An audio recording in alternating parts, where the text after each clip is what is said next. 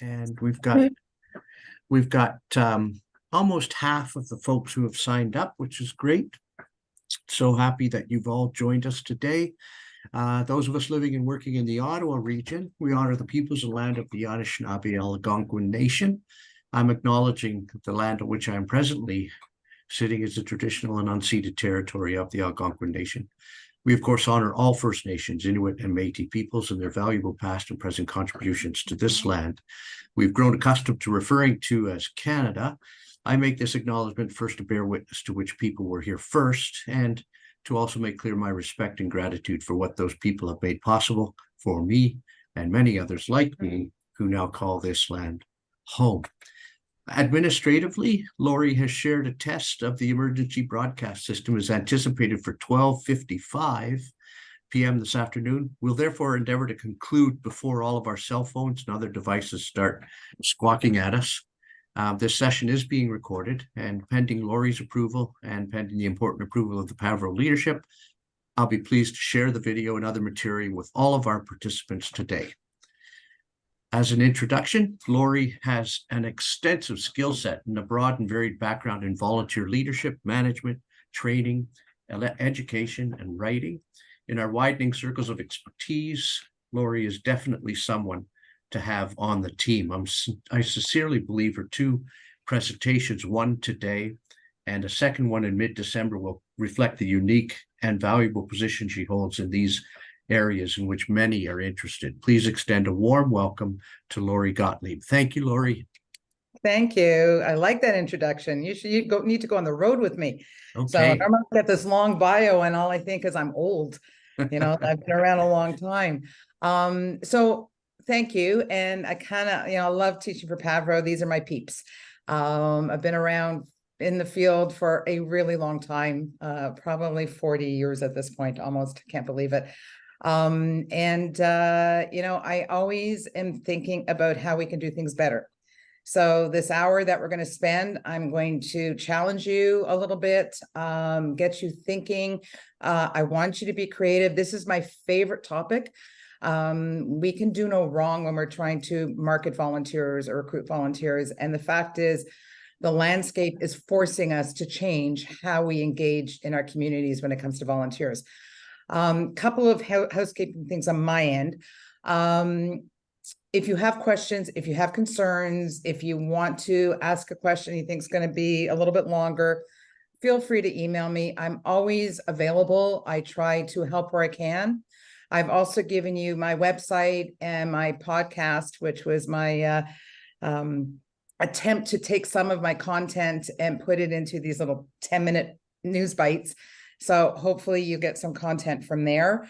And I hope you enjoy the hour. So let's get started. So the whole concept of marketing volunteerism takes it to a level above what we call volunteer recruitment. I think recruitment is old. It's done. It's finished, right? We're not recruiting volunteers. We're trying to bring volunteers into our organization, but we're marketing. Like, part of what our role is, one of the hats that we've always worn is that voice out in the community, connecting our organizations to people who want to get involved. But the big question is, are you selling something that people want to buy? And I know it's a big, bold question, but I cannot tell you the amount of times that I've taught this live, where I get a group of people and say, you're going to sell this thing. And I get a group of people and say, you're going to buy that thing. And they're two completely different sets of interests. So one of the things, and one of my takeaways for you is that as you're thinking about what you need volunteers to do, then, and you create that role description, is show it to a few people that you're connected with that are not you, that are not embedded into the organization, and see what they think. Is this something that's attractive to them? Are you putting everything but the kitchen sink into your volunteer ask? Right? The whole idea is for you to go out there and it's like fishing, nibble, nibble, nibble, bite. So the concept of is what you're selling, what people want to buy, right? At this point, our volunteers are smarter. Like, there's been articles in the paper. There's a lot of talk. There's a lot of content, not only about volunteerism, and yes, volunteerism, is it on the rise? Is it on, on the decline? It's shifting. There's a fundamental shift that's happening, and a lot of it came out of COVID. And volunteers are following the same pattern that they're using with employment. The employee is running the show. And in many cases, the volunteer wants to run the show. So our volunteers are better educated, they're self-directed, they want information, so they want it at their fingertips. They want good information. They don't want to see things like, if you're interested in volunteering, contact blah, blah, blah, blah, blah. You need to be, and we're going to talk about your website, you need to be giving information. You need to be giving impact stories, visuals that make sense to them, right? And this is the first time we have 4 generations in the field at the same time.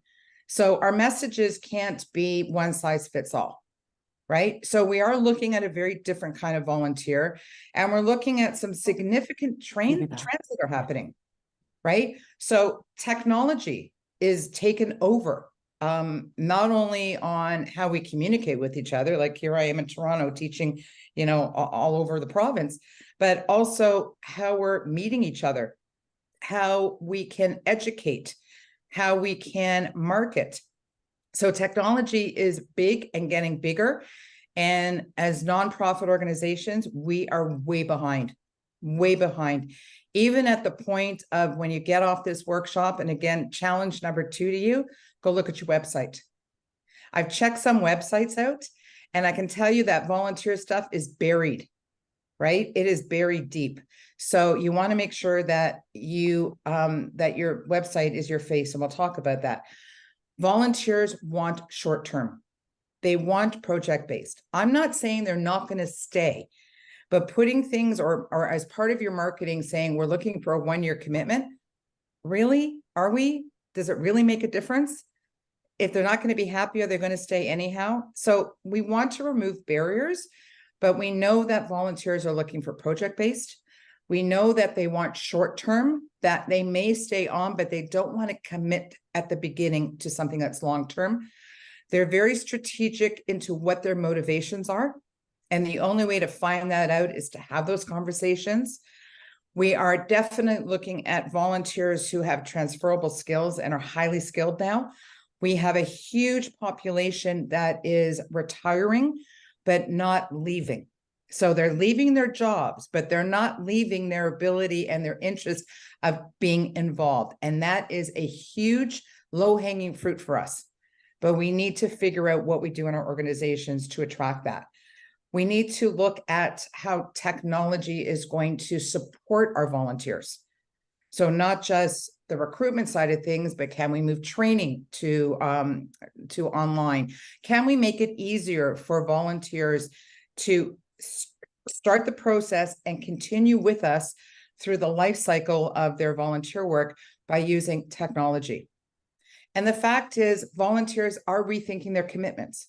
So, when you talk about the numbers and it's difficult to get volunteers, yeah, it is. And the other thing is, there are certain roles that existed that you may not be able to get volunteers for anymore. So the fundamental question from your end is this a role that we can actually even have? Do we have to look at the role and see, is there a hybrid for this? Is there an opportunity, for example, friendly visiting, that we take a friendly visiting, still have what we can grab at that physical face-to-face level, but can we build a hybrid version of it? During COVID, we went and did things where we had virtual friendly visiting. So is there a way that we can take some of the roles that we have and jig them or shift them that they are going to be able to be accessible to all volunteers? And also, if there's shutdowns again, if there's challenges that we have, that this can go on, because we can't afford another shutdown, right? I mean, we barely survived the last shutdown as a not-for-profit. It's really hard for us to survive it again. But the fact is, things are changing dramatically, and a lot of what goes on in the volunteer program is being affected by what is going on in the real world, right? So economics, politics, the cost of living, the price of volunteering. These are all affecting why people volunteer and how they volunteer. And it's our roles as leaders of volunteers to consider all those things and look at how we can adjust, adopt, adapt, pivot, and be flexible. So to say like, I can't get volunteers, I'm going to go, yeah, you're not alone, because I've had a lot of organizations call me about this. But then the question is, so what are you going to do about it? Right. And the onus is on us to make the change, not so much on the volunteers. The focus of marketing volunteerism is looking at that hidden market. There are lots of people available, but it requires you to put some thought into where are you going to find those people with those roles. And it starts with the role description, right? So you look at the role description, you look at what it is that you need volunteers to do. But that hidden market is that unique group of volunteers that has skills, that have connections, that have their own networks that you can make connect with. So an example, there are, and Dean can probably test this, like 4,000 associations in Ontario. These are like-minded groups that have professions and, all different places, but they have these common talents and interests. And they are a group, a hidden market that not-for-profits have not really tapped into. So we tap into the Kiwanis, we tap into those local groups, we tap into the, the churches, the synagogues, and so forth. But that association market is huge, right? You want somebody to do presentations, you tap into the Retired Teachers Association. But the trick is to look at what the hidden market is and how it can help you to recruit volunteers. And we'll talk a little bit about that later as well. At the end of the day, and I always say this because I don't want to come off as, okay, just go everywhere. Like you don't want to place unqualified volunteers. That's for sure. You never want to lower your initial screening standards, but screening standards also, in my opinion, cannot be one size fits all. We got people coming in from all different perspectives, with all different experiences, with all different abilities to get screened. We have people coming to Canada that have very little supports, that can't do certain reference checks and so forth. So again, you go back to the role, and does that role require this level of screening? Is there a way that we can build in roles that are going to be less risk aversive? Is it a low, medium, or high risk? So again, we have to look at those things. So, I want to make sure that you're going through the process, you're not cutting corners, but you need to look at your roles and say, okay, does this particular role really require having a criminal reference check? Or are there things that we can do if we can't get those? Is there something that we can do, like a buddy system, a shadowing, a modeling, so that we can feel comfortable ourselves before we bring volunteers in? So I just want to set that as the foundation and the framework, that I'm not saying as I get excited and say, go everywhere and find volunteers, I'm not ignoring the fact that we do have to do our due diligence. So it does. So when you're looking at marketing volunteers, you start with the position descriptions, right? So this particular workshop's not about building the position descriptions, but it gives you the clues as to where you're going to look for volunteers. So as you're building out the responsibilities, as you're building out the qualifications, as you're building out the expectations for the volunteer, you start thinking about, okay, where can we get people who can do these things? Where can we get people who have those qualifications? And don't let your position descriptions be so everything but the kitchen sink in there, that you're actually, again, putting another barrier to volunteering. So sometimes position descriptions or roles need to be broken down. Maybe there's one volunteer doing this component of the role and another volunteer doing another component of the role, which allows you to go and market for different skill sets. So it all kind of starts, if I was planning recruitment or marketing, it would go, what am I looking for volunteers to do? When do I need these volunteers? Where is the best place to find these volunteers? So at the end of the day, like, that role description is important. And the other thing is, when you're bringing volunteers in, you want to make sure that kind of what it is that you're asking them to do is what they're doing. So, you know, I've always wondered why you decided to be a dog. I was fooled by the job description. So it's just understanding that what they're doing and what you want them to do is what you're actually going out marketing for. So you take a step back because we're planning marketing, and you start with a SWOT analysis. And as volunteer programs, I think every year we should be doing this, taking a step back and thinking about, as a volunteer program, so I'm not considering so much more about the organizational strengths, but the strengths of the volunteer program. What is it that you do well? So internally, what are we good at? How do we support our volunteers? What tools and resources do we have to bring in volunteers? How easy is it them to come in? What are our opportunities? Where can we engage volunteers? Where is that uniqueness that will make us be attractive to volunteers? So those two are the internal sides of things. The other two are more about the external. So things like I mentioned before, the threats.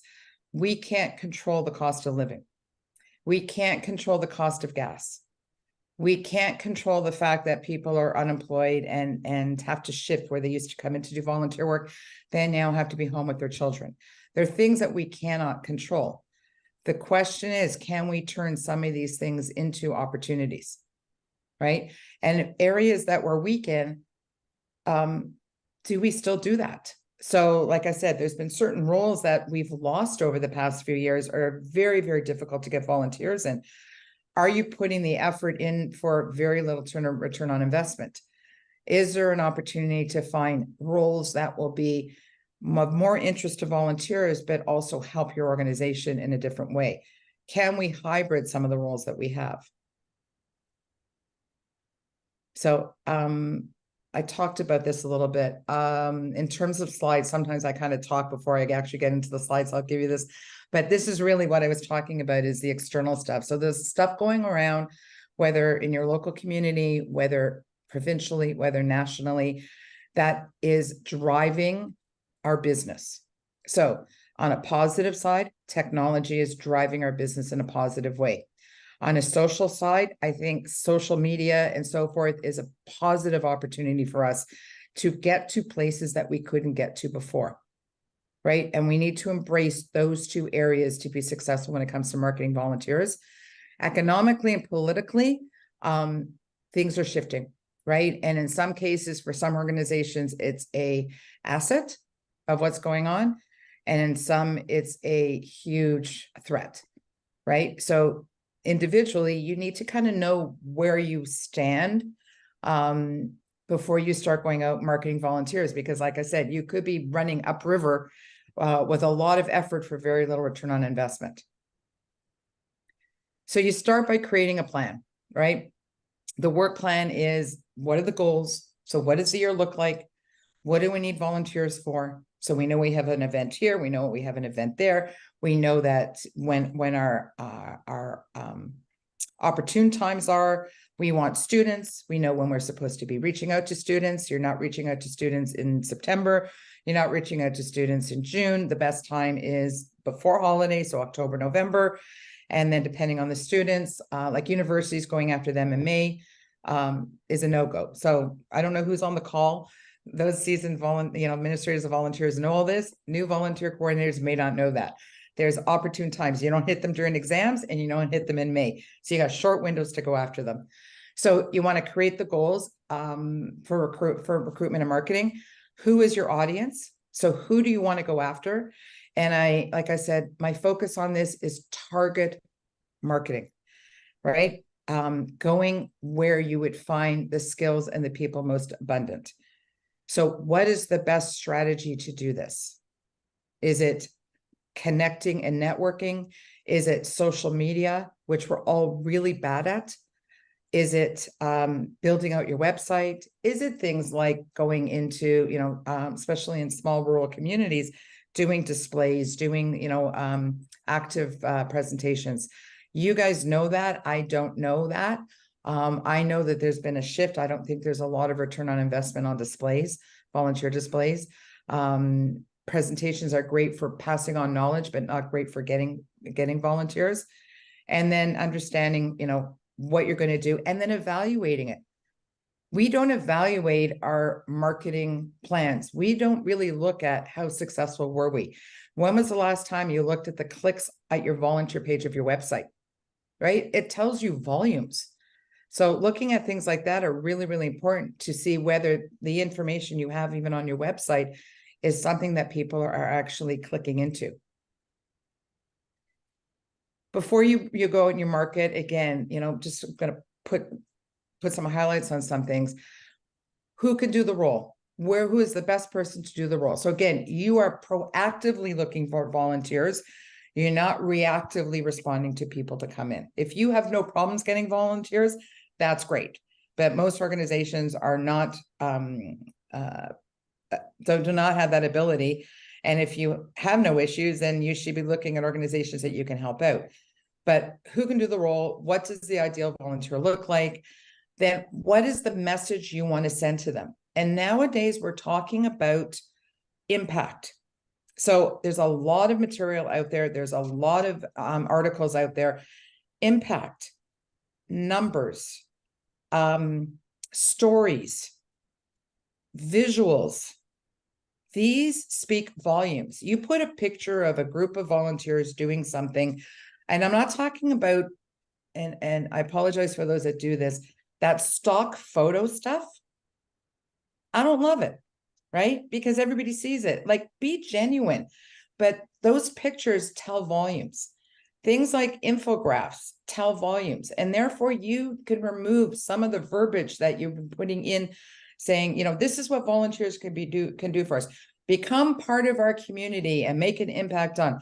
Those words are nice, but they don't say anything. I kind of call it the elevator speech. You have limited real estate to work with. Be creative with it, right? Understand what the message is that you want to get out to volunteers so that they will click in. And then where is the best way to get those messages out? When I say this, the good messaging is a statement in need and how they can help you and benefit, and that benefits them. The two things I'm going to tell you, do not say we need you. The word need and the word help are old-fashioned. So those words really have no meaning anymore. If you're looking for volunteers, the assumption is you need volunteers. So putting on in your messaging, volunteers needed, and I still see that all the time, right? Be part of the solution. I'm fine with that, but then what is the solution? So do that second line. But things like volunteers are needed, that's implied. So again, come up with wording that makes sense and come up with wording that reflects the community you want. So for example, be part of the 500 volunteers that have allowed 32 students to pass their exams. Or, get involved with an organization that is been able to minimize isolation by 25% this year. Like, do you see the difference in that kind of wording? How you can help can be, did you know that, 85% of seniors have not been able to ABC? With your assistance, we can decrease that by ABC. So I'm trying to get you to be a little bit more concrete. Sorry. When it comes to the methods, so there's all different ways to do this. And there are some great platforms out there. There's the volunteer recruitment platforms. I know Brian's on the call and I helped him build that volunteer success platform. There's Indeed, there's Charity Village, there's all these amazing volunteer recruitment platforms, but they are still, no offense, Brian, mass recruiting. They're still putting a large group of organizations up against each other and leaving it for the volunteer to take a look and see which one is different than the other one. So though I'm saying that's definitely a path, but it doesn't give you your voice. You're limited as to the amount of things that you can say. And it's very, to me, very much a one, kind of one facing, outward facing platform. So do it. And there's lots of them across Canada and Toronto. But I think the two strongest ones these days are the word of mouth. That network has not changed. I do believe that fundamentally we want to help. Fundamentally, we want to make a difference in our community. And fundamentally, if we're asked or have that two-way conversation, that our success rate goes up. So I do believe that that networking and that constant connection to people is a great way to get volunteers. But the two areas that we're lacking in is that digital marketing, the social media. We are, as general, and I look at a lot of websites, we're not there. We're not even close. And when I say that things like Facebook, Instagram, LinkedIn, those are amazing tools that have amazing power, and we need to work with those better. So, for example, LinkedIn is getting in the volunteer space, right? There's now a volunteer management. I think it's a AI robot that's posing questions to us. It's become the employment website for people looking for jobs. So why can't it be the volunteer website? And I know they're getting there, but you're already on there looking for yourself. Why aren't you putting stories on there? Why aren't you connecting? That it is one of those sites where you have the opportunity anonymously to connect to a CEO, to connect to an executive director, right? Just through, because the one thing about LinkedIn is people want to connect. So here's an opportunity to do it in such a non-intrusive way and to start that conversation. So highly encourage that. The other two are Facebook and Instagram. I'm not talking about TikTok because I personally am on the fence whether that, there's people who love it, people don't. Younger people, older people, that's another thing we need to consider. So, for example, Facebook, I have two kids in their 20s, and they laugh at me when I say I'm on Facebook. It doesn't even exist in their vocabulary. It's old people. It's where you post ads for, for purses you want to sell. It's where the recipes are. So for younger people, Facebook is not something that you want to use, except I'll say this, in smaller communities, it does have an impact. So, for example, I know in Gravenhurst, they have a local Facebook page, and it's highly effective and highly active and highly supportive. And a lot of not-for-profits are posting their stuff there. But if you're going to use Facebook, you're going to use Instagram, any of those, you need to have a plan, and you need to do it often. This is not one of those things where you post on Facebook or Instagram and ignore it. Because think about your buying habits, right? The more you see something, the more it legitimizes itself, right? The more you see likes and comments, the more you validate who you are. So how is that any different than marketing a volunteer role, right? So you're looking at a store, you're looking at a purse, and it's, and it clicks, and then you see it more and more often. The algorithms behind these things, and again, I'm not a tech expert, but the more you post, the more there's more like things coming to the user. And I know the question you're thinking to yourself is, well, I don't have the time to do this. My social media / marketing team is more focused on events, fundraising, and awareness campaign. And I'm not quite sure how to do this. So my answer to you is, number one, you are a wealth of information for your organization. You have connections and stories and links that they're looking for. So you need to have those conversations with your marketing team. I used to go, when I worked at Arthritis Society, I would go to my marketing team all the time and say, here's a whole bunch of stuff that I'd love to get out there. How do we do that? And then they'd say, well, we're focused on this and this and this. Great. How can I help you? And in return, how can you help me? So as they're busy posting an event or blasting out things that are going on, can they put in something related to volunteerism on their blast? So again, it's about even negotiating internally. And at minimum, get a volunteer to help you. So you need to have these, all of these stories and all these things to market. So one of the things, and I'm kind of going off script here on this, but one of the things you need to do is, as you're retaining your volunteers, part of your retention strategy with volunteers is getting those stories. So, when we talk about supporting volunteers and we talk about getting feedback for volunteers, and how often do we ask volunteers direct questions? What is the best part of your volunteer experience? How can we do things better? What is your takeaway, and what do you think you would share to other people?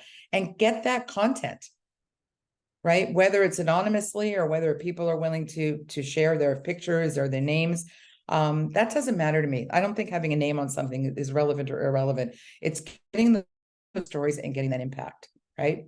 And print marketing is still, if you're in a local, especially a small community, if the local newspaper is a popular form of connecting to your community, then that's fine. But again, the question is, are you getting return on investment in the way that you're marketing your volunteer opportunities now?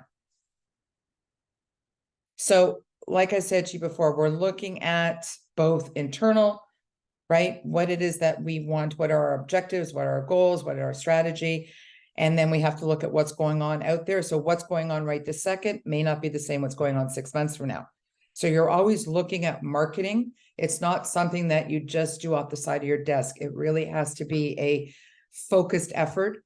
And like I said, be creative. There's no downside to this. This is the fun part of what we do, right? So like, go out there and have some fun with it and talk about, some of your successes, but you have to have a plan, right?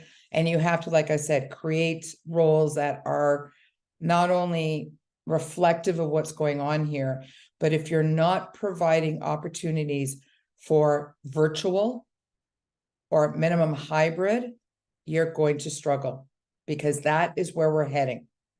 Volunteer programs have got to have, at minimum, a 2-tiered system. So continue what you're doing, but there's lots of opportunity to create virtual roles that will have an impact on the organization, have an impact on your stakeholders, have an impact on your volunteers, right? And on top of that, think about leadership.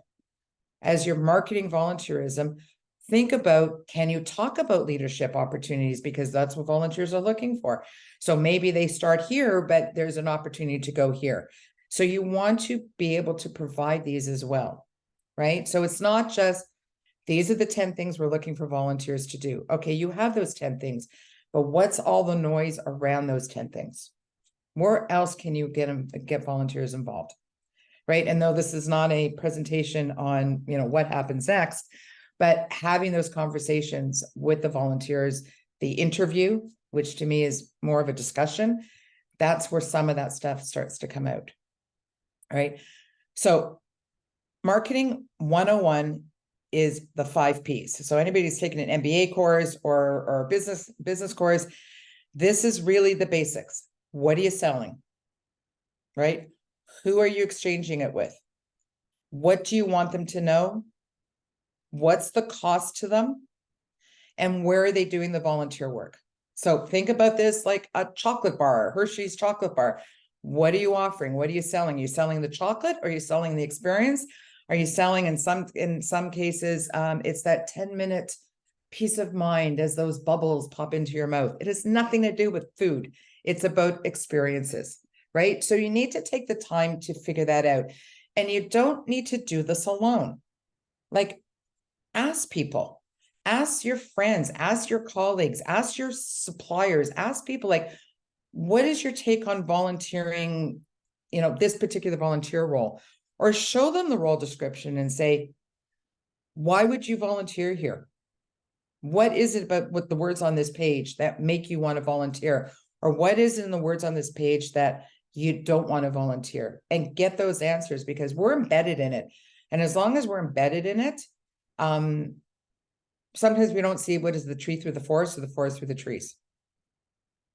So like I said, there's different types of marketing. There's mass marketing and there's target marketing, but this is where you start. So point number 3, if your website is not attractive for volunteers, if it hasn't been updated, if it's a lot of words, but not a lot of pictures, if you've thrown your job descriptions in there, you know, that full page, that is not an attractive way to engage volunteers. To me, that's a barrier. So at minimum, your volunteer page should be easy to access. So is it buried under resources? Is it buried under get involved? And then when you go into get involved, you see that generic blurb, how you could become part of a community, and then examples of volunteer roles, and then contact us or fill out an application form. I challenge you to relook at that. Put some visuals in there. Put some impact statements in there. Do an infographic that's really fun and easy to look at. You've got to be proud of the things that you've done. So put that on paper. Take your volunteer roles and shorten them into marketing pieces. So I don't want to see job descriptions on there because it doesn't make sense to the volunteer. They don't know what it means yet. So when you put it all there, A, you're using real estate, and B, they don't know what it is, or they're like, I want to do this. And you say, well, you know, you don't really have the skills to do this, but it said right there, I could do that. So if you want to put the job descriptions in there, fine, put them as PDFs, but word it like these are the job descriptions, you know, but everything, they will be discussed during the onboarding process, right? The other thing is, and this is where Lori Gotlieb goes on the soapbox. If a volunteer reaches out to you, please respond back within 48 to 72 hours. I cannot tell you the stories that I've heard from people who are highly skilled and highly available, who have contacted some of the largest organizations in Ontario to be completely ignored. And I'm not going to tell you who it is, but somebody in our field who is what I consider to be an icon. It's not Magda. And it is somebody who went and reached out to a large organization to offer up their services, and nobody reached out. And so she reached out again because she's in the field, and nobody reached out. And then she reached out again. And then here's the kicker, contacted a board member because she knew who that was, and nobody responded back. Okay, so what happens here? A, she's never going to volunteer at that organization. B, she's now going to badmouth that organization and say, don't bother volunteering there. So your website is your face. It's like Match.com. It's the first date. So make it look good, use the real estate well, and don't be buried. So there's one website I was looking at this week for somebody, and the volunteer page was buried under resources. Like, who would have thought that it would be under resources? And I get the get involved, but if you could have volunteer as a tab on its own, good on you, right? Because that's core. Get involved is, okay, you package it, but I would love it that you have volunteer front and center. So look at your website, ask other people to look at your website and see, does it make sense to you, right? And at minimum, do low-hanging fruit, do little things, but do it often. Change up your website. If you can get a volunteer banner, great. But that's your face. That's the clothing on your body, is your website. And that's where everybody's going first. That's where they're Googling. In terms of, you know, how do I get volunteers? One of my suggested activities is something called concentrated circles. And some of you may know this and somebody may not. You guys, we all are connected to a ton of people. And taking the time to write that down. So your inner circle is you, your family, your intimate friends, and so forth. Then your next level is your, you know, religious institution, your soccer club, your bridge club, your son's soccer club, your association you belong to. Then you go to your doctor, your manicurist. Like, you are connected to a ton of people. And what I'm not saying to you is like, these are not people you're going to ask to volunteer, because I can hear you say, well, I ask them all the time for things. I'm not going to ask them again. That's not what I'm asking you. It's, do they know somebody? It's that spider web effect. The best way to get volunteers is through somebody, right? It validates who you are. So take the time, either as your team or on your own, and make that list. And I guarantee you, like I said, when I do this workshop live, there's a list of 45 people in 10 minutes. I don't make you, don't think about it, just do the brain dump. And then break that down and look at, okay, who do I contact for what? So that's one tool that you can use for marketing volunteers. The other one is the physical one. So interestingly enough, at one point I was working down in a very large building at University Avenue. And I never even considered to go to the other floors. We're all in the elevator together. And one day I decided to, you know, for those that know me, know that I do this kind of stuff. I knocked on the door of a large accountancy firm and introduced myself, said, hey, I'm above you. And I would love it if somebody I can talk to about potentially either at minimum getting the word out for me, at maximum a team together for an event. And it worked and it happened, right? So it's just never even thought about it. It took me 3 years before I decided to do that. So we have to be a little bit of a salesman ourselves.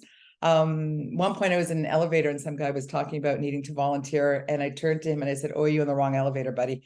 Right. And I just went at him, gave my card. In those days we had cards.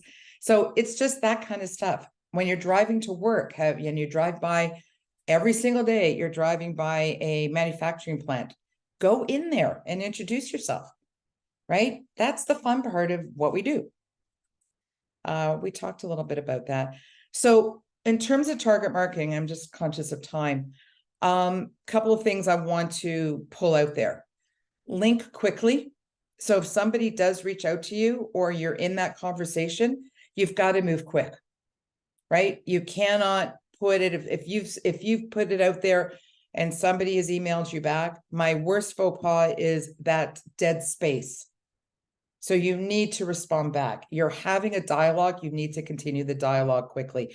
If somebody asks you a question, find the answer. It's okay to say, I don't know, but then answer the questions, right? And never promise things that you can't deliver. And the other thing is, we don't ask staff. We tend to do this alone. So if you're in an organization that, you know, staff are asking for volunteers, why can't they be involved in the process of finding volunteers? It seems to be that we're the department that spews them out. What do we say? We defrost them and send them out to, you know, out to the field. But no, this is a partnership. So do staff even know what, you know, what they need volunteers for? Are they involved in the position descriptions? Can they help you analyze before you go out there? Do they have contacts that you can reach out to, or can they reach out to contacts? So internally, we have a whole network that we can work with as well. I'm just conscious of time here a little bit. Yeah. When you're looking for volunteers, so I like to put the slide in because I just want people to be aware of, as you're marketing volunteers, you're also marketing different kinds of people.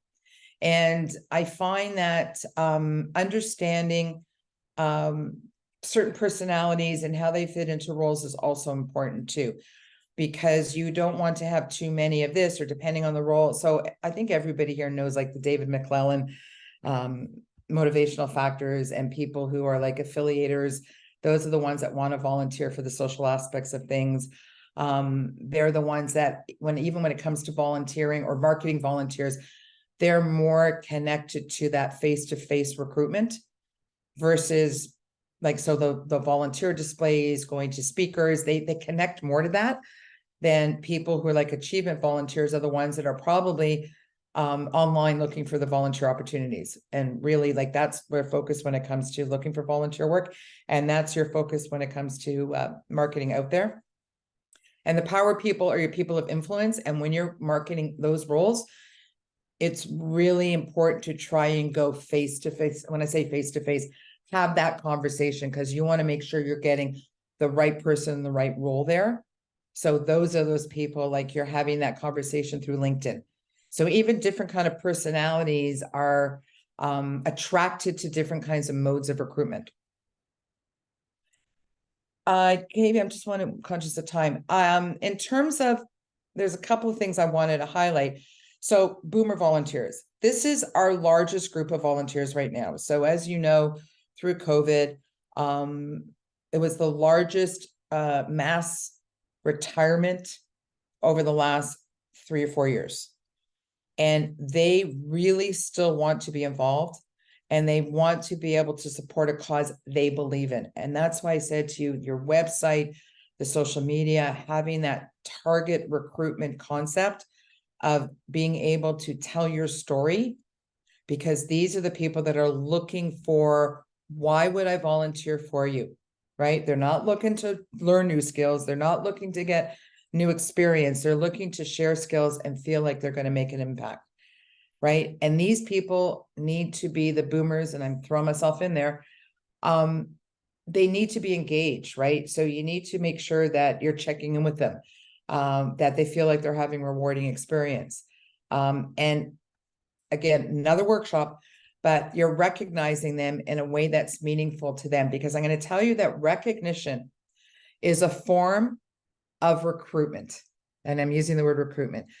Those that you recognize in a meaningful way, that they feel like they're being heard, that they're being appreciated, have always been and will always be your best ambassadors. And one of the strongest form of marketing is having a strong voice out there from people outside of you. So marketing or recruitment is not just that process that's at you know, we're in recruitment time. It's an ongoing relationship that you have with your volunteers and your stakeholders, because you want them to be able to also be the voice of, you know, the doors open and validation for you. Younger people, again, different group to market. These guys are, they're your emerging thinkers. They are coming, but they're moving fast, right? So when I said to you, they're going to click, they're going to put out their interest. And if you don't respond to them, oh my God, their attention span is 2 seconds and they're off to something else. So we don't have the luxury of time with younger volunteers. You got to move fast. And if you can't move fast, then put stuff out there that they can bite into so that they'll fill out that application form, right? But you have to have that lens there. You have to have that youth lens. So what are the images that you're putting out? So you may be putting out certain images for Facebook. You may be putting certain images out for Instagram. They don't have to be the same. But like I said to you before, it's all about repetition, and it's all about creativity. So my final thoughts before I open it up to questions is think about your marketing materials, and are they actually reflecting the audience you want to approach? And you may have multiple approaches. Are positions available that may interest many different audiences? What is that tangible and intangible return on investment? So again, impact, benefits to the volunteer. And it could be as simple as just a thank you text after they've done something, or it could be as creative as badging, so that, you know, they can put it on their LinkedIn page. So again, it kind of, that one plays into that recognition. It could be education, and part of education. So you do a micro education, you tape a video of something about time management, you post it on your website, and then there's a certificate that they can get afterwards. And then when you reach out to them because you're looking for new volunteers, they then become a strong advocate for you. And we need to make sure you have shorter, flexible positions, allowing volunteers to have vacations, allowing volunteers to kind of drive it a little bit. And in some cases, you may have to look at the volunteer position itself and say, is that something that we can actually do now? So that is it. Are there questions? I'll open it up. I didn't look at, I was trying to get younger volunteers to commit. Yeah, there's one question there from, I think, Karen. It says, or Carrie, any strategies on getting younger volunteers to commit? as you said, they have a short attention span, but we Yep. need volunteers who want to be here and commit to a weekly schedule. So there's a fundamental, there's two sides to this, is that need for the weekly schedule is a challenge these days. So I throw this back at you. Does it have to be the same person every single week? Could you create as a solution a pod, a group of people that fill that weekly schedule, that they have the flexibility? So it's John this week, it's Fred next week, it's Terry the week after, but they're technically one person, they're one pod. The other thing is, some of that weekly schedule stuff is a challenge these days because people are not wanting to do that. So, you know, the volunteer coordinator in me is saying, okay, let's try and figure out a creative way to do this. And the realistic person is, that is one of those things that's starting to be buried in the reality of today, is that people do not want to commit every week individually. So is this something you can look at as a group? So like I said, or the other option is partnering, a buddy system, so that they don't have to commit every week. Between the two of them, they make the decision as to, so one of them has an out.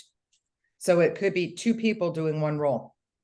In terms of attracting the younger volunteer, like I said, what are they all on? They're on their phones.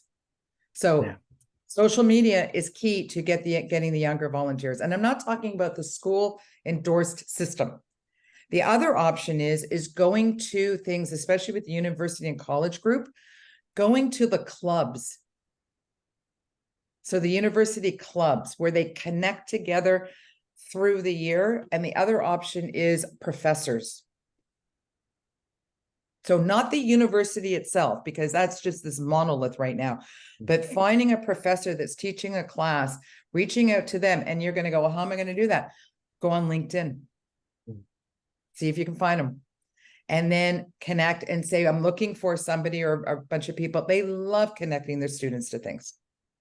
But the one thing is, you need to be proactive and you need to be visible out there all the time. Yeah. That was a question from Catherine Arsenault. I checked out the initials, and she adds, this is explained many times in the orientation process, and they say yes, but then they don't seem to commit. Deb Watch has added a comment. I work from Community Living Mississauga, and we support people who have an intellectual disability. We must have a vulnerable sector check for every volunteer. Losing volunteers as they wait for the check to come in, the risk of starting them as volunteers before they come in is high. We recently had a meeting in one of the organizations I volunteer with, where it was revealed, if there's a project at the local school, for example, the school will take on responsibility for providing a list of names to the local police forces for that vulnerability sector check, as opposed to everybody going in individually. That may be an idea. I see we're about 1 minute away from the emergency broadcast. I leave it to you, Lori. Okay, so I spent 6 years working at Community Living Toronto running their volunteer program. So I hear what you're saying, and what I'm saying to you is, possibly while they wait for the vulnerable check, are there things that they can be getting involved in, or education or training that you can do with them as they wait for the check to go in? So you know what your timing is going to be. It's going to take you 6 weeks to do it. Is this an opportunity for them to shadow and just monitor and watch instead of actually doing the volunteer work? Because you want to make sure that they're monitored, but they could go into an employment training center or somewhere where there's a lot of staff and just get lay of the land, as well as doing some communication training, some training. And there's the thing. Was that you? Yeah. Yeah, it's starting on and there go the phones. That's not too bad. Yeah. So Alex actually posted on there. So I'm just letting you know, during the Charity Village conference, Alex and I, Vasek and I we co-authored a FAQ on how to build out your website. So we're going to launch that and we'll share it with you. Here's Alex. Hey, Alex. Yeah, so we're going to share that with you. Like, so all the stuff that we talked about, we're putting paper to pen. Yes, and I should also say that Charity Village conference. So Lori and I are both on a panel discussion discussing the volunteer shortage. So there's still tickets available. Come and join us. Nice plug. I wasn't going to do that. Well, I can do that. Great Yeah, so presentation. Thank you, Lori. I hope there's, little tidbits. Like I said, the takeaway, that number one takeaway for me is go look at your website, because that's you, right? And you need to be proud of what's there. And I'm happy to look at, somebody wants me to look at it, and I'm happy to have a little bit of conversation and tell you what I see, but show it to other people and say, what do you see here? Right? Why would you volunteer after seeing this page? And if not, why not? Yeah. And Dean, maybe we can even do that like as a mentorship session. Like I know there's one coming up next week, but in the new year, maybe like a few of us could like share our pages and just have a bit of a show and tell and feedback session. Right? Because Nice. that's the problem. Sometimes we look at our webpage so many times we're not actually seeing it. We're not seeing it from the point of view of a complete outsider who knows nothing about your organization, right? Nothing about your volunteer program. And so maybe we could do that. Like it could be a really practical session where we're giving each other radical candor, but very, very kind, Can I agree. respond to Catherine for a second? Because this is a question that I get, and we're going to talk about this, I think, in the next workshop. She posed a question about I spend hours doing orientation and training, and then people are going to come and go. I challenge you to move some of this stuff online. There's no reason why you can't be moving some of the stuff on demand and taking the pressure off of you. It's a great way to reinforce. It's a great way for them to go look at it beyond, that one-time orientation, and they forget everything because they were so busy trying to figure out what you were saying, right? So move that stuff online, or move some of it online, or do it as an option. Again, use your website. What is it that you have that is so secretive that it can't be public? Like, honestly, what are we holding on to that is so secretive that we can't put on our website? So think about that. What is public knowledge?